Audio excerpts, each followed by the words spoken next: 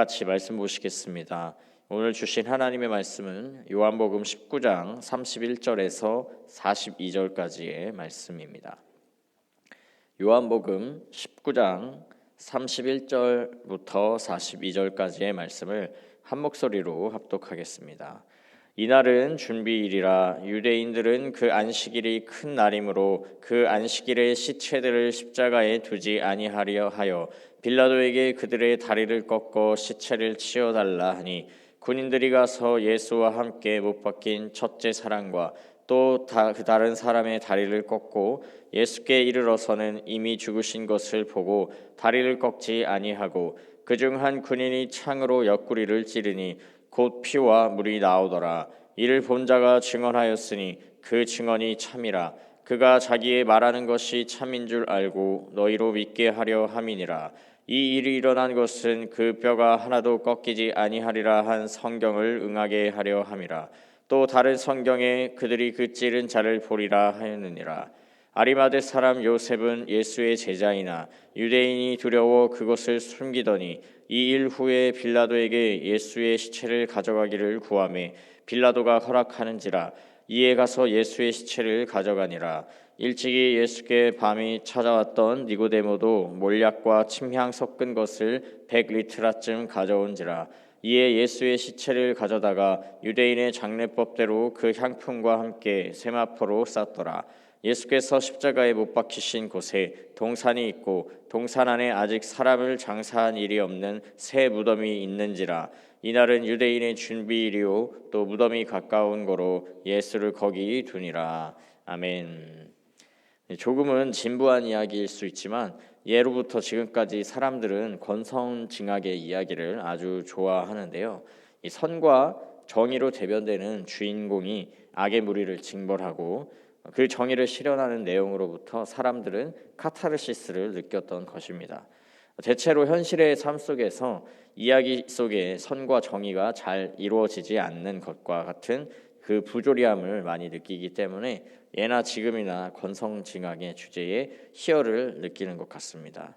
이 많은 사람들이 대체로 좋아하는 이 권성징악의 이야기에서 느낄 수 있는 그 희열을 더욱 증폭시켜주는 장치가 있는데요. 그것은 바로 반전이라는 장치입니다. 너무나도 막강하고 잔인한 거악의 세력 앞에 선과 정의의 세력이 더 이상 저항할 수 없을 정도로 처참히 짓밟히게 된다면 이제 더 이상 어떠한 희망도 또 소망도 없다고 결론 지어지게 될 때 바로 그때에 이 선과 정의의 세력이 다시 힘을 얻어 거악의 세력을 물리치고 징벌을 할 때에 느껴지는 그 희열은 이루 말할 수가 없게 되는 것입니다. 깊은 절망과 어두움의 무게를 느껴보았기 때문에 다시 주어지는 희망과 소망의 이 소중함이 더 크게 배가 되는 것인데요. 이렇게 한낱 가상의 이야기, 허구의 이야기를 통하여서도 사람들은 선과 정의의 승리를 통해 큰 기쁨과 새 힘을 얻게 됩니다.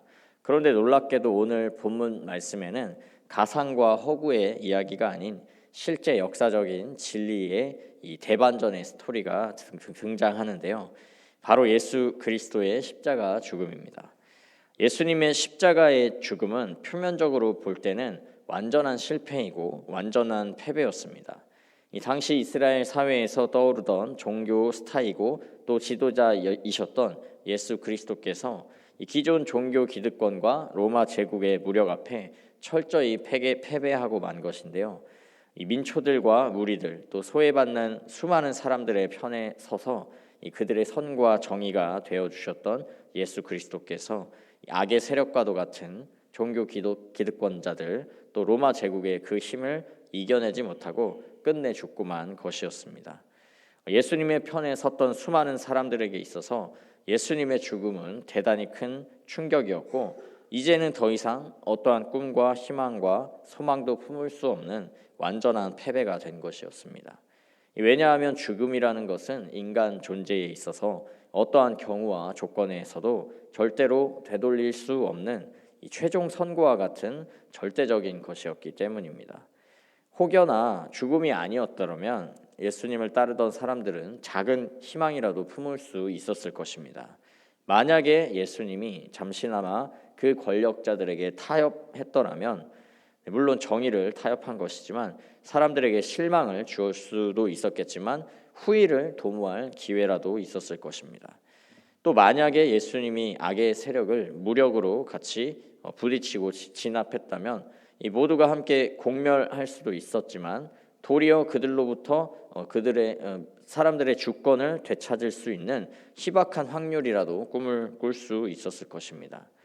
그런데 예수님은 그 어떤 다른 가능성도 선택하지 않으시고 그저 도살장에 끌려가는 어린 양과 같이 아무런 저항 없이, 아무런 반항이 없이 그렇게 죽음을 선택하신 것입니다.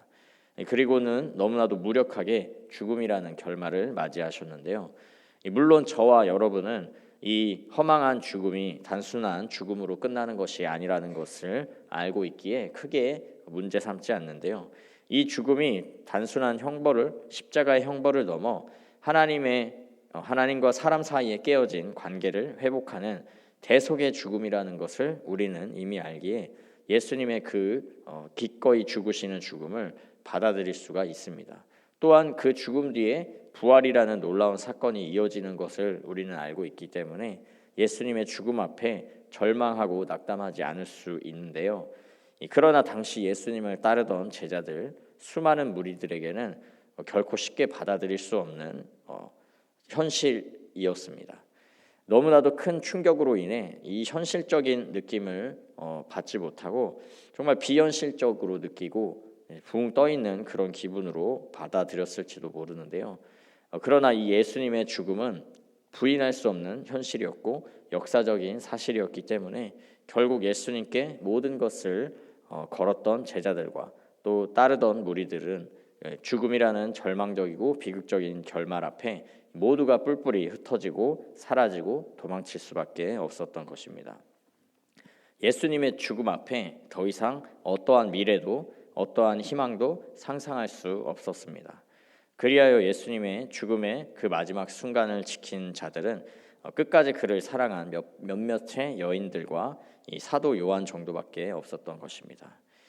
그 죽음의 충격이 얼마나 컸던지 예수님께서 생전에 제자들에게 십자가에 달려 죽으시고 반드시 다시 살아나신다고 미리 말씀하신 그 말씀은 전혀 생각할 수조차 없었던 것인데요. 오히려 예수님을 죽였던 그 악의 세력들이 예수님의 그 말씀을 더 신경 써서 경계하기도 했습니다. 생전에 예수님께서 부활하신다고 하신 그 말씀 때문에 혹여라도 제자들이 무덤에서 예수님의 시체를 훔쳐갈 수도 있다라고 말하면서 이 무덤을 지키는 병사들을 배치하기도 한 것인데요. 제자들보다 그 악의 세력들이 더 주님의 말씀을 기억하고 어쩌면 믿음까지도 드렸다고 할 수 있다고 볼 수 있는 겁니다. 심지어 어떤 이들은 예수님이 살아나셨다는 그 사실을 가리기 위해서 예수님이 죽지 않았다고 거짓말을 하기도 하였는데요. 그러나 그들의 주장과는 다르게 예수님의 죽음은 돌이킬 수 없는 사실이었습니다. 34절에 옆구리에서 쏟으신 그 피와 물은 완전히 죽은 사람에게서나 볼 수 있는 그런 반응인데요. 살아있는 사람은 피가 나면 피가 났지 피와 물이 동시에 쏟아지지는 않습니다. 또한 아리마대 요셉의 요청으로 예수님의 시체를 받았던 그 일도 예수님의 그 완전한 죽음을 보여주고 있는데요. 왜냐하면 빌라도가 그 모든 절차를 승인하고 예수님의 시체를 내어주었기 때문입니다. 빌라도는 정치적인 책임과 부담이 있었기 때문에 예수님의 죽음을 완벽하게 확인하고 관리해야 했는데요. 막중한 총독의 자리가 그러한 자리였습니다. 그렇기 때문에 시체를 내어준 빌라도의 그 승인은 결국 예수님의 죽음에 대한 완벽한 증명이라고도 할 수가 있습니다. 그리고 또한 니고데모의 그 장례 절차 또한 정말로 죽은 예수님의 시체가 있었기 때문에 장례 절차를 진행할 수가 있었는데요. 이런 여러 가지 이유들 때문에 예수님의 죽음이 돌이킬 수 없는 것이고 확정적인 것을 다시 한번 확인할 수가 있습니다. 이 같은 상황은 제자들과 많은 사람들에게 더 이상 꿈을 꿀 수 없는 완전한 좌절이고 완전한 절망이었습니다. 삶을 걸고 믿었던 최후의 보루가 산산이 무너지고 부서져서 삶이 완전히 망해버린 것만 같은 상실감을 느끼게 한 것인데요. 만약에 이 상황이 소설이나 연극의 한 장면이었다면 아까 처음에 말씀드린 것처럼 반전을 꿈꿀 수 있었겠지만, 다시 말씀드리지만 이 모든 것은 역사적인 사실이었고 부정할 수 없는 그런 사실이었습니다. 그들에게 있어서 더 이상은 어떤 것도 꿈꾸고 바라고 기대할 수 없는 냉혹한 현실만 남아 있었던 것입니다. 그런데 여러분, 이 이야기의 결말이 이렇게만 끝이 났습니까? 우리는 이 이야기가 결국 이렇게 끝나지 않는다는 것을 잘 알고 있습니다. 다시 한번 말씀드리지만 누구도 상상할 수 없는 그 대반전, 이 야구에서 9회 말 역전의 승리보다도 더 놀라운 역전의 역사로 이야기가 이어졌다는 것인데요. 예수님의 완전한 죽음은 이 완전한 대반전을 위해 반드시 필요한 죽음이었습니다. 더 이상 죽음이 끝이고 망하게 된 것이 아니라 부활을 통해 더 모든 악을 멸하고 물리치는 권선징악의 정의가 실현되는 하나님의 반전의 장치가 되었던 것인데요. 사랑하는 성도 여러분, 오늘 이 말씀의 죽음을 늘 기억하고 붙드셔서 우리의 삶에 찾아오는 그 숨막히는 절망과 좌절의 순간에도 결코 포기하고 무너지지 않는 인생들이 다 되시기를 소망합니다. 우리 하나님은 우리의 생각과 상식으로 끝이라고 또 포기하고 싶은 그때에 절대로 포기하지 않으시고 부활의 대반전극을 준비하시고 이루어 가시는 신실하신 하나님이십니다. 죽음도 역전하신 이 역전의 하나님께서 우리의 삶에 죽음보다 못한 크고 작은 많은 문제들, 모든 어두움의 일들을 역전하는 능력의 일들을 우리의 삶에 허락하여 주실 것을 믿습니다. 그렇게 믿고 기대하고 소망하는 여러분들에게 하나님께서 그 모든 죽음도 초월하시는 놀라운 일들을 더욱더 많이 누리고 경험하게 하실 줄을 믿습니다. 아멘. 날마다 그렇게 주님의 허락하실 기적의 일들을 경험하며 나아가시는 우리 복된 여러분들 모두가 다 되시기를 주님의 이름으로 축복합니다. 함께 기도하겠습니다. 하나님 아버지, 사순절기를 지나며 이 새벽 예수 그리스도의 죽음을 묵상하며 나아갑니다. 모든 사람에게 있어서 죽음은 절망과 좌절의 완성이며 어떠한 반전도 꿈꿀 수 없는 최종 선고와 같은 것을 다시금 고백합니다. 하지만 우리 구주 예수 그리스도께는 죽음은 대반전의 토대이며 부활의 생명을 역사하게 하는 새 생명의 새로운 시작이라는 그 진리 또한 고백하며 나아가오니 우리의 삶에 곳곳에 퍼져 있는 죽음과 같은 모든 문제와 어려움이 예수님의 십자가의 죽음으로 인해 대반전의 역사가 이루어지는 계기가 될 수 있도록 큰 은혜를 허락하여 주옵소서. 감사드리며 살아계신 예수 그리스도의 이름으로 기도합니다. 아멘.